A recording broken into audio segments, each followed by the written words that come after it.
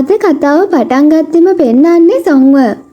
සොන්ගේ මල්ලි හේ උද්ඝෝෂණ වලට සම්බන්ධ වුණ නිසා මේ වෙද්දි බන්ධනාගාර ගත කරලා තියෙනවා.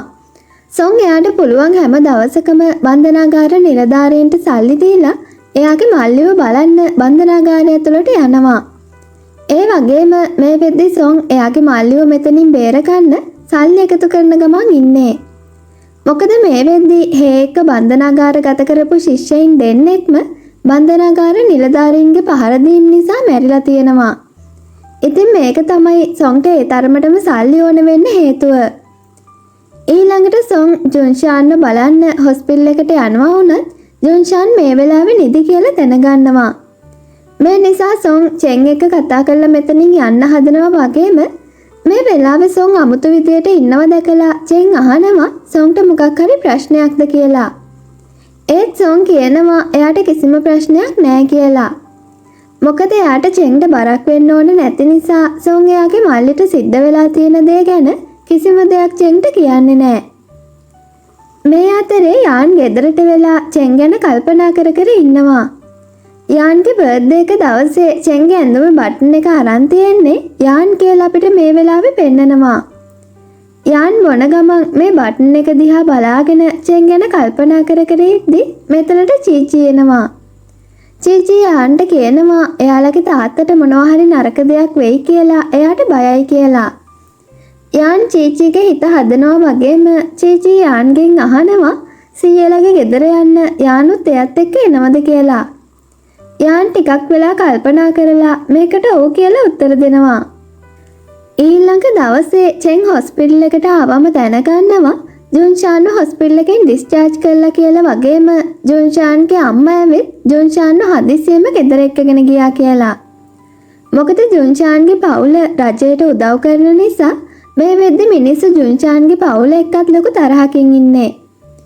මේ නිසා චෙන් ආයෙමත් ඇකඩමියකට යන්න පිටත් වෙනවා.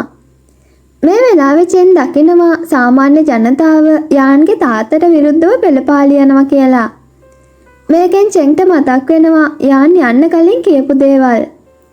ඒ වගේම චෙන්ට ආයෙත් හොස්ටල් රූම් එකට ආවට පස්සේ තවත් යාන්න මතක් වෙනවා වගේම චෙන්ට මේ වෙද්දිත් යාන් නැති අඩුව ගොඩක් දැනෙන්න පටන් අරන් තියෙන්නේ. මේ අතරේ අපිට පෙන්වන්නේ යාන් චීචි සහ යාන්ගේ තාත්තා මේ නගරයෙන් යන්න රේල්වේ ස්ටේෂන් එකට ඇවිත් තියෙනවා කියලා. චෙන් වොෂ්රූම් එකේ ඉද්දි රූම් එක ඇතුලේ සද්දයක් ඇහිලා ඇවිත් බලද්දි දකිනවා යාන්ගේ තාත්තා එක්ක තරහෙන් ඉන්න ඇකඩමි එකේ කීප දෙනෙක් ඇවිත් යාන්ගේ බඩු ඔක්කොම ඇදලා ගිනි තියන්න අරගෙන යන්න හදනවා කියලා. චෙන් මේක නවත්තන්න හැදුවත් මේ අය යාන්ගේ බඩු එළියට අරගෙන ගිහින් ගිනි තියන්න උත්සාහ කරනවා. චෙන් මෙතන මැද්දට ඇවිත් මේක නවත්තන්න හදනවා වගේම මේ නිසා මෙයාලා යාන්ගේ බඩු වලට දාපු පෙට්‍රල් චෙන්ගේ ඇඟටත් වැටෙනවා. කොච්චර කිව්වත් චෙන් මෙතනින් අයින් වෙන්නේ නැති නිසා කෙනෙක් ලයිට් එකක් පත්තු කරලා මෙතනට දාන්න උත්සාහ කරනවා වගේම මෙතන ඉන්න හැමෝම ගිනි තියන්න කියලා කෑ ගහන්න පටන් ගන්නවා. ඒත් එක්කම මෙතනට එන යාන් ලයිට් එක අතේ තියන් ඉන්න කෙනාට පහර දීලා චෙන්ව රූම් එකට එක්කගෙන යනවා. චෙන් යාන්ගෙන් අහනවා යාන් නගරයෙන් ගියේ නැද්ද කියලා. යාන් තරහෙන් චෙන්ට කියන්නේ එයා නගරයෙන් ගිහින් තිබ්බනම් අර පිස්සෝ ටික ඔයාට ගිනි තියනවා කියලා. චෙන් ඒ කරන්න හදපු දෙයට යාන් චෙන්ට හොඳටම බනිනවා වගේම මේ වෙලාවේ චෙන් එයාගේ ඇඳුමේ හංගගෙන හිටපු යාන්ගේ අම්මගේ ෆොටෝ එක යාන්ට දීලා කියනවා මේක ඔයාගේ අම්මගේ ඉතුරු වෙලා තියෙන එකම ෆොටෝ එක නිසා මට ඒක පුච්චන්න දෙන්න බැරි වුණා කියලා. යාන් චෙන්ගෙන් මේ ෆොටෝ එක අරගෙන තරහෙන් ඒක ඉරලා විසි කරලා දානවා. චෙන් ඒක ආයෙත් ගන්න හැදුවත් යාන් එකපාරටම චෙන්ව එයාගේ ළඟට ඇදලා අරගෙන තුරුල් කරගන්නවා. යාන් චෙන්ට කියනවා එයා චෙන්ව ජුන්ෂාන්ට බාර දීලා යන්න හැදුවේ කියලා වගේම ඒත් එයාට ඒක කරන්න බැරි වුණා කියලා. මම ඔයාට ගොඩක් ආදරෙයි. ඒ නිසා දැන් මාව නවත්තන්න කාටවත් බෑ. මගේ තාත්තටවත් ජුන්ෂාන්ටවත් අඩුම තරමේ ඔයාටවත් මාව නවත්තන්න බෑ. ඒ නිසා මාව ඔයාගේ ජීවිතෙන් ඈත් කරන්න හදන්න එපා කියලා යාන් අඬ කියනවා. මේකෙන් චෙන් හොඳටම ෂොක් වෙනවා වගේම චෙන්ට කිසිම දෙයක් හිතාගන්න බැරි වෙනවා.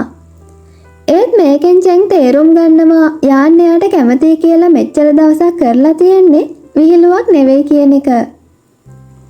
ඊළඟ දවසේ උදේ ඇහැරෙද්දී චෙන් දකිනවා යාන් එයාට නෝට් එකක් තියලා ගිහින් තියෙනවා කියලා. මේ නෝට් එකේ තියෙන්නේ ආදරණීය ෂියන් good morning මම ඔයාට උණු වතුර තියලා තියෙනවා. ඒ නිසා සීතල වතුර පාවිච්චි කරන්න එපා. ඔයා අසනීප වෙයි. මේ ඔයාගේම ආදරණීය යාන් කියලා. මේක දැකලා චෙන්ට නම් ඇති වෙන්නේ භයානක හැඟීමක්. යාන්ගේ මේ වැඩ නිසා තරහින් වොෂ්රූම් එකට එන චෙන් දකිනවා යාන් එයාගේ ටූත් බ්‍රෂ් එකට ටූත් පේස්ට් දාලා මෙතනත් නෝට් එකක් තියලා තියෙනවා කියලා.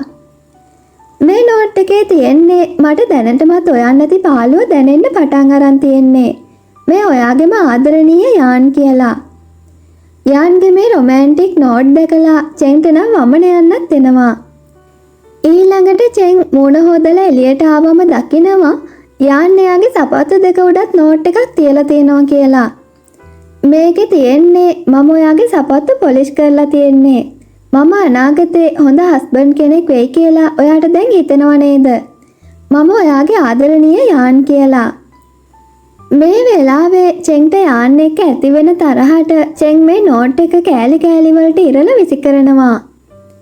ඊළඟට චෙන් කැන්ටින් එකට ගිහින් කෑම බෙදා ගන්න යන්න හදද්දී යාන් චෙන්ට කතා කරලා කියනවා එයා චෙන්ටත් කෑම ගත්තා කියලා. චෙන් මේක ඇහුනේ නැති විදියට ඉන්න හැදුවත් යාන් මුළු කැන්ටින් එකටම ඇහෙන්න කෑ ගහන නිසා චෙන්ට යාන් ළඟට යන්න සිද්ධ වෙනවා. ඇකඩමියකට ආව දවසේ ඉඳලා ණයයි මුගටියයි වගේ හිටපු මේ දෙන්නට මොකක්ද මේ වෙලා තියෙන්නේ කියලා මේ වෙද්දි හැමෝටම ලොකු ප්‍රශ්නයක්. ඊළඟට චෙන් බිත්තරයක් සුද්ධ කරන්න හදද්දී යාන් චෙන්ව නවත්තලා කියන්නේ ඔය තරම් අමාරු වැඩ කරන්න එපා කියලා. මෙහෙම කියලා යාන් මේ බිත්තරය සුද්ධ කරලා චෙන්ට කවන්න හදනවා වගේම මේක මෙතන කෑම කන ගමන් ඉන්න අය ෂොක් වෙලා බලාගෙන ඉන්නවා. මේ වෙලාවේ කැන්ටින් එකේ ඉන්න හැමෝම එයාලා දිහා බලන නිසා චෙන්ට නම් ඇති වෙන්නේ පොළව පලාගෙන යන තරම් ලැජ්ජාවක්. යාන් එයාට කවන්න කලින් චෙන් යාන්ගේ අතින් බිත්තරය අරගෙන එක පාටම කටේ දා ගන්නවා වගේම මේ නිසා චෙන්ට කෑම හිර වෙලා කහින්න පටන් ගන්නවා. යාන් ඉක්මනටම චෙන්ට වතුර එකක් ගෙනත් දෙනවා වගේම චෙන් මේක බොන ගමන් ඉද්දි යාන් කියනවා ඔයා තාම පොඩි ළමෙක් වගේ කෑම කන්න කියලා. මේක ඇහෙද්දිම චෙන්ට එයා බොන ගමන් හිටපු වතුර එකත් හිර වෙනවා. ඊළඟට මෙයාලා ක්ලාස් එකේ ඉද්දිත් යාන් චෙන්ට එයාගේ පාඩුවේ නම් ඉන්න දෙන්නේ නැහැ. යාන් රහසින් චෙන්ට කතා කරලා එක එක විදිහේ විකාර වැඩ කරන්න පටන් ගන්නවා. යාන්ගේ මේ සද්දය ඇහෙන සාජන් ගුවෝ යාන්ට ක්ලාස් එකෙන් එළියට යන්න කියලා අණ කරනවා. ඒත් ඉතින් යාන් එළියට ගිහිනුත් කරන්නේ කලින් කරපු දේවල්ම තමයි. යාන් එළියට ගිහිල්ලත් එයාට කතා කරලා කරන මේ විකාර දේවල් තවත් බලාගෙන ඉන්න බැරිම තැන චෙන් එයාගේ අතේ තියෙන පොතකින් යාන්ට දමල ගහනවා. මේකෙන් අන්තිමට චෙන්ටත් සිද්ධ වෙන්නේ ක්ලාස් එකෙන් එළියට යන්න. ඒත් ඉතින් එළියට ගියාට පස්සෙත් චෙන්ට සැනසීමෙන් ඉන්න නම් යාන් ඉඩ දෙන්නේ නැහැ. ඊළඟ දවසේ රෑ යාන් එයාගේ රූම් එකේ නැති නිසා මෙයාලගේ යාළුවෝ ඇවිත් මේ රූම් එකේ කාඩ් සෙල්ලම් කරන්න පටන් ගන්නවා. චෙන් මේ අයගෙන් අහන්නේ ඇයි ඔයාලට ඔයාලගේ රූම් වල නැතුව මගේ රූම් එකේම කාඩ් සෙල්ලම් කරන්න ඕනේ වෙන්නේ කියලා. ලින් කියනවා යාන් රූම් එකේ නැති නිසා එයාලා චෙන්ගේ තනියට මෙතනට ඇවිත් කාඩ් සෙල්ලම් කරන්න කියලා.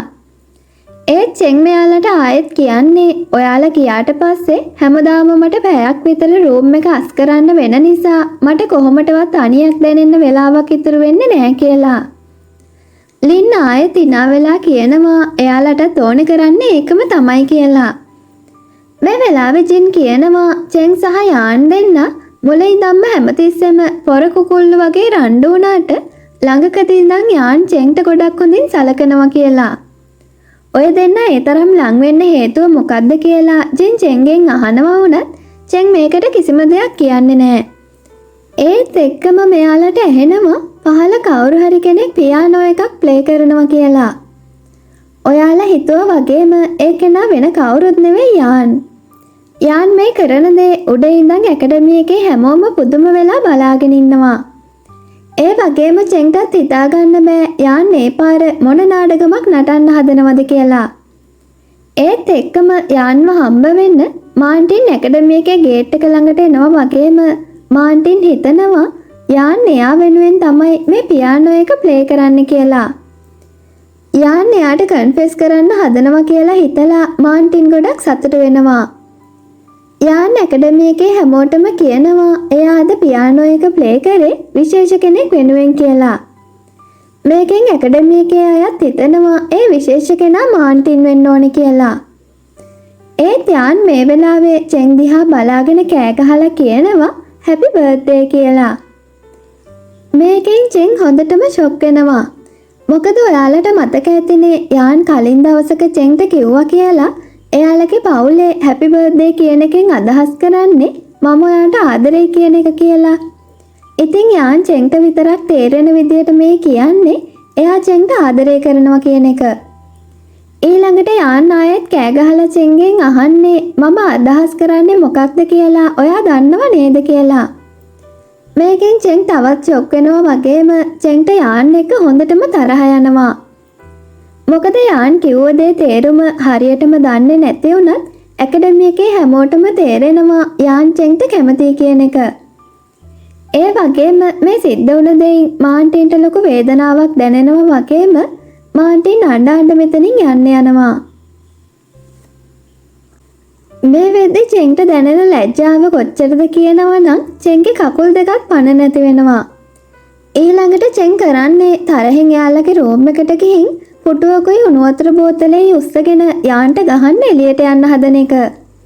චෙන්ට හොඳටම තරහ ගිහින් කියලා දැනගන්න මෙයාලගේ යාළුවෝ චෙන්ගේ පස්සෙන් ගිහින් කියන්නේ යාන් කරේ විහිළුවක් නිසා ඒකට තරහ ගන්න එපා කියලා.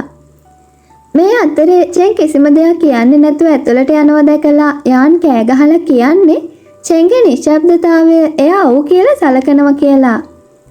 මේක ඇහිලා තවත් තරහ යන චෙන් යාන්ට ගහන්න යන්න හදනවා වුණත් හැමෝම චෙන්ට යන්න දෙන්නේ නැතුව අල්ලගෙන චෙන්ගෙන් සංසුන් වෙන්න කියලා ඉල්ලනවා. චෙන් මේ වෙද්දී යාන් එක කොච්චර තරහෙන්ද ඉන්න කියලා කියනවා නම් එයා යාන්ව මරනවා කියලා ඇකඩමි එක දෙදරන්න කෑ ගහනවා. චෙන් උදේ වෙනකම්ම යාන් එනකන් නිදාගන්නෙත් නැතුව ඇඳේ ඉඳගෙන බලාගෙන ඉඳලා තියෙනවා වුණත් යාන් රූම් එකට ඇවිත් නැහැ. කලින් දවසේ රෑ යාන් කරපු දේ මේ වෙද්දී ඇකඩමි එකේ නොදන්න කෙනෙක් නැති තරම්. ඒ වගේම මේ වෙද්දී චෙන් සහ යාන් තමයි ඇකඩමි එකේ හොට්ම ටොපික් එක වෙලා තියෙන්නේ. එයා යන තැන හැමෝම එයා ගැන රහසින් එක එක දේවල් කියන නිසා චෙන් මේ වෙද්දී ඉන්නේ කියාගන්න බැරි තරම් ලැජ්ජාවකින්. චෙන් ලැජ්ජාවෙන් එයාගේ කෑම භාජනයේ මූණ හංගගෙන ඉන්න නිසා ලින් සහ සොන් චෙන්ගේ හිත හදන්නේ යාන් කරේ විහිළුවක් කියලා ඇකඩමි එකේ හැමෝම දන්න නිසා ඒ ගැන වැඩි හිතන්න එපා කියලා. ටික වෙලාවකින් යාන් කැන්ටින් එකට ඇවිත් චෙන් ළඟට එනවා වුණත් චෙන් කරන්නේ මෙතනින් ඉක්මනටම පැනලා දුවන එක. ඒත් ඉතින් යානුත් කරන්නේ චෙන්ගේ පස්සෙන් දුවගෙන යන එක. යාන් චෙන්ව අල්ලගෙන අහන්නේ එයත් එක්ක තාමත් තරහින්ද ඉන්නේ කියලා. චෙන් යාන්ට හොඳටම බනිනවා කලින් දවසේ රෑ ඒ වගේ විකාර වැඩක් කරපු එකට. ඒත් යාන් චෙන්ට කියන්නේ එයා චෙන්ට එයාගේ හිතේ තියෙන දේ කිව්වත් චෙන් ඒකට උත්තරයක් දුන්නේ නැති නිසා වගේම අනිත් අය චෙන්ව එයාගෙන් ඈත් කරයි කියලා එයාට බය හිතුණ නිසායි එහෙම දෙයක් කරේ කියලා. අනිත් එක මම ආදරය කරන කෙල්ලට කන්ෆෙස් කරන එක කොහොමද විකාරයක් වෙන්නේ කියලා යාන් චෙන්ගෙන් අහනවා. චෙන් යාන්ට තරහෙන් කියන්නේ මම කෙල්ලෙක් කියලා අනිත් අය දන්නේ නැති නිසා මම අර වගේ කෙනෙක් කියලා එයාලා හිතන්නේ කියලා. යාන් කියනවා එයාට අනිත් අය කියන දේවල් වලින් වැඩක් නැහැ කියලා වගේම එයා ඇත්ත දන්න නිසා එයාට ඒක ප්‍රශ්නයක් නැහැ කියලා. චෙන් ආයෙත් කියන්නේ අනිත් අය කියන දේවල් වලින් යාන්ට වැඩක් නැති වුණත් එයා ඒ දේවල් ගණන් ගන්නවා කියලා. ඒ වගේම මේ වගේ දෙයක් මෙතන නිලධාරීන්ට දැනගන්න ලැබුණොත් ඒකෙන් සිද්ධ වෙන දේ ගැන ඇයි හිතන්නේ නැත්තේ කියලා චෙන් යාන්ගෙන් අහනවා.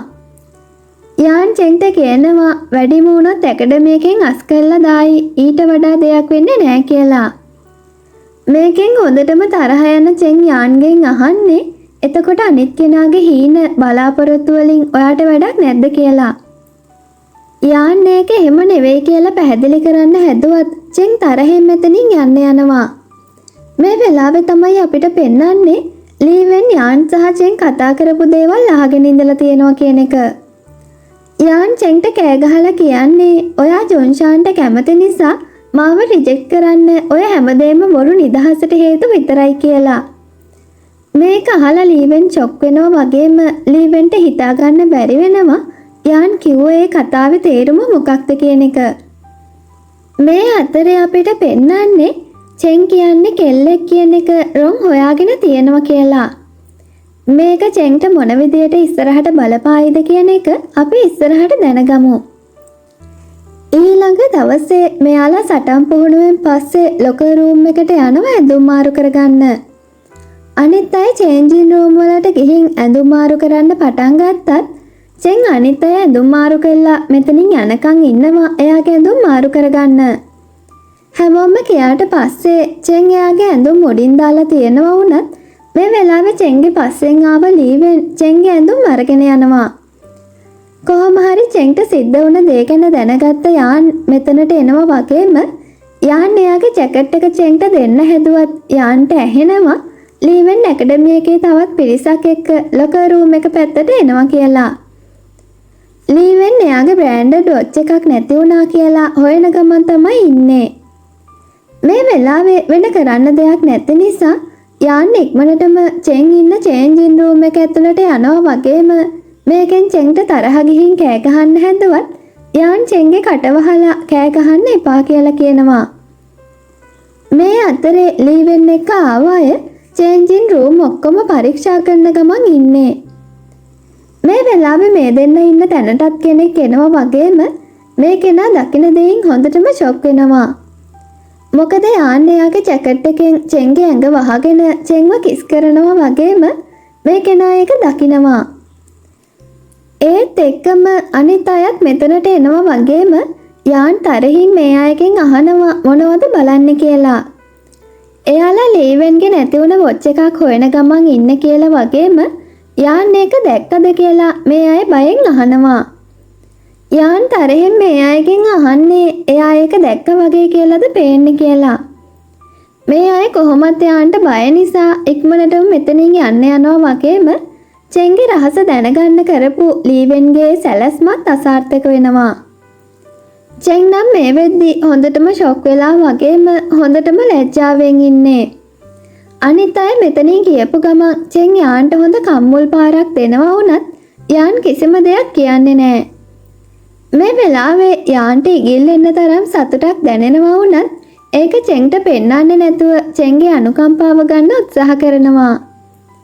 යාන් චෙන්ට එයාගේ ජැකට් එක දීලා කනත් අල්ලගෙන මෙතනින් එළියට යනවා වගේම චෙන් නම් තාමත් ගල් ගැහිලා බිම බලාගෙන ඉන්නේ. ඊළඟට චෙන් රූම් එකට ඇවිත් හොඳටම අප්සෙට් එකේ ඉන්නවා වගේම යාන් රූම් එකට එනවා හිලා චෙන් බ්ලැන්කට් එක අස්සේ හැංගෙනවා.